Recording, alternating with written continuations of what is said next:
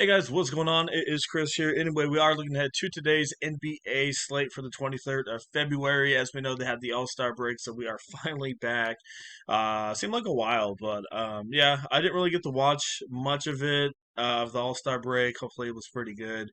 Um, so yeah, anyway, we are back out of here with a pretty good looking slate. As normal, if you guys like the video, leave a like. I do appreciate it, and also hit that sub button as well. So, yeah, I mean, as normal, we still got our premium going on. It's gonna be $7 per day. If you guys want to come join that, we'd love to have you. If you guys want to do a buy-in, we did that for Prize Picks over the weekend. Wasn't too bad. We had a couple good hits, but if you guys want to buy into like the Monster or something like that, it would be probably about three of us at $100 each, and then after that, then we split the buy-in. Split the winnings once we do win. And like I said, I've done that multiple times in the past and posted videos about it. So if you guys want to come in, we'd love to join you. If you can't do 100, we can do like a 50 and go do like a $150 tournament or something like that, whatever fits your guys' budget. So if you want in, we can definitely do that today, and hopefully hit big. The last two slates I have not been able to play, but the last two slates before the All Star break, um, I think anywhere from my first or second projected lineup would have taken down the monster both times. So definitely seems like things are heating up, and hopefully you guys get on the train and don't be left behind when we do hit. So um, yeah, definitely feeling good about the projections recently. So let's go see what we got going on. So not a ton of injuries coming out of the All Star break.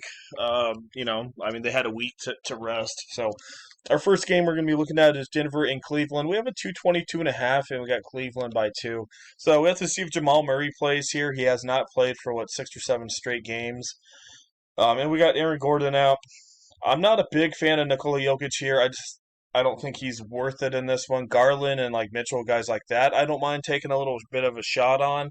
Porter, Brown, or KCP, they're okay, but I don't think they have a ton of upside here, just because it's a pretty good defense here with Cleveland. So yeah, I mean, if I had to pick, I'd probably go with Garland and Mitchell and maybe Michael Porter, but I don't know. That guy's only a shooter, and Cleveland has a pretty good defense. So not a ton going on in that one besides those two guys I mentioned. And next we got is Detroit and Orlando in this one.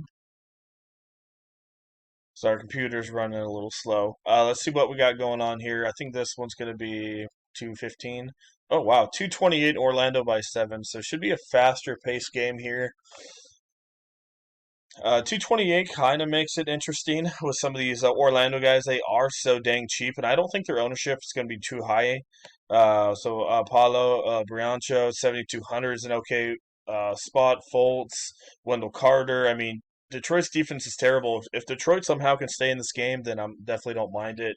Um, you know, Franz Wagner, even in a deep GPP, could be a guy that you could look at. Hasn't been playing good, but could pop off for 34, 35 at any moment. You can even go look at the Orlando side. Jalen Duren's been popping off. Bojan Bogdanovic. So, honestly, not bad. A couple plays, and like I said, I'd probably put one or two of those guys in there, in a couple of your lineups, just because they are pretty dang cheap in a 228 total. Boston and Indiana, hopefully this one does not get out of hand. Only thing I'm worried about is that, because obviously Boston usually kills people and Indiana's really bad on defense. We have a 232 in Boston by 8. So that's why I'm a little hesitant. I don't have a ton in this game. I mean, if anyone, maybe Tatum, obviously, Tyrese Halliburton could be in play, but at 8-6 is a little much. Um, Maybe Buddy Hield in a deep GPP only. That's only if you're trying to win a tournament for Buddy Hield. He might get you 29 to 32. I know he doesn't have a ton of upside there, but he's been all right. So a guy you can look at, he could pop off maybe, but it is a hard game against Boston. So if you do have Buddy, he's probably going to be at maybe 3% or less ownership that are going to pop for you. But yeah, I don't have a ton. I'm not really into Turner, Derek White. I'm not big into him with Tatum and Brown being back. So gonna skip there. New Orleans and Toronto. Let's see what we got going on. Probably a 227, 226. So we got a 226. Yeah, Siakam should be all right. Ingram, McCollum. If OG's out again, don't mind Jacob Hoytel if he does start. But like I said, this dude has massive foul trouble, but he has been starting with Precious Achua at the power forward spot. So don't mind looking at Poidel, but like I said, he's all over the place. My projections did love him last time, and he went off for 62-8. So yeah, if this guy doesn't get in foul trouble, this dude's a monster. And he played 36 minutes. Definitely like seeing that. So just kind of have to see what's going on with that one, but yeah, don't mind a couple in that one. Memphis and Philadelphia should be a good one in this one with Joel Embiid, John Morant, guys like that in this one. There we are. So yeah, Joel Embiid definitely in play. Harden's not bad. Jaren Jackson, he's kind of my dark horse tonight. I think his ownership will be a little high just because of how he did last game. He absolutely destroyed it with a 77.2. Sorry, with a 62.8 that All Star kind of threw me off. But yeah, he had 4 blocks and 5 steals. Like I said, that's the thing with Jaren Jackson. Don't expect a 62, maybe about 38 to 40 in this one. He is up there at 8,400, but definitely got to be giving him a look. And then you got Clark again or Tillman. One of those guys could be an okay play depending on who starts. Um, but yeah, I'm looking at Jackson, Joel Embiid, and maybe James in this one. John Morant's not bad, but I think he'll probably just hit about 50. Ooh, about 53, 55. San Antonio and Dallas, another game. This game could be a massive blowout unless San Antonio keeps it close, but I just don't see them doing that with a lot of their top guys out. Yeah, we have a 14 spread with a 238.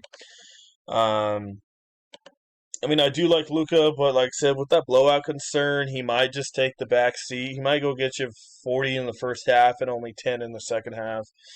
Um, I mean, he hasn't been looking too much different without Kyrie. His assists and rebounds are going down just a little bit, but Luka's still Luka. But 12K against a team that he could potentially destroy. If his ownership is low projected, I might put him in a GPP just if he gets you 65, 70 at 12% ownership or something. Maybe put him in there.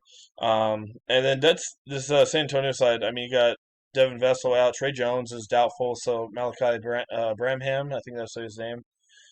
He could be in a good spot. He's had a couple really good games. Kid Bates Diop, another guy to be looking at. GPP play Josh Green at 5'2". Jeremy Sokum, if he plays, okay spot. Where's Collins? Collins is 6'7". I'm not really feeling him in this one, so kind of a couple guys I'm liking there. Oklahoma City and Utah should be a good one here. Really liking this one. I mean, Shay's in play, Marketing, Josh Giddey. I really, really like Walker Kessler here. Jordan Clarkson. You got Sexton being out, so that definitely helps out Horton Tucker. So probably 2 or 3 plays in this one. This one's probably one of the higher end point totals. Yeah, we got a 241 and a 1 spread, so that's definitely a game you're going to want to be targeting.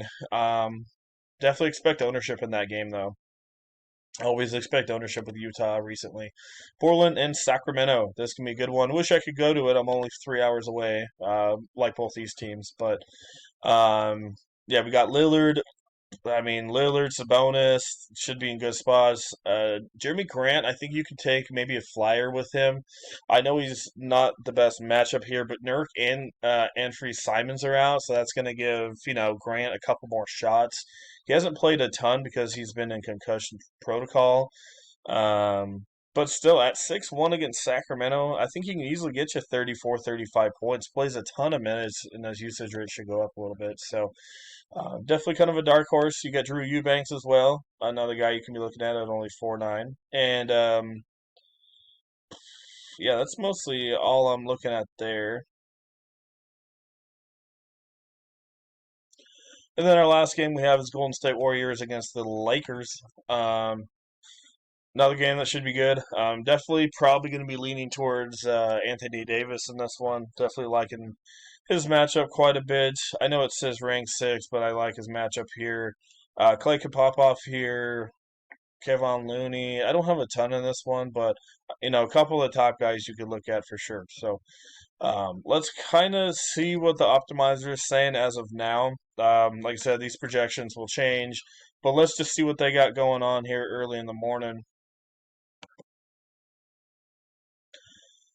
See if it's kind of where I am. So we got Garland, mentioned him. I mentioned Fultz and Wagner, like those guys. Buddy Hield, more of a GPP play. Mentioned Grant, Harrison Barnes, huh? Okay. 25.56 is what it's projected at. The other day when I was showing you guys this, they had Andre Drummond projected at 26 and only had 13. So I think Harrison Barnes may be one of those. Yeah, he's done nothing. I don't know why he's up there. I mean, if he continues being up there throughout the day, I might put him in a GPP flyer just because, sometimes trust the projections. But as of now, I don't see any reason why to put him in your lineup.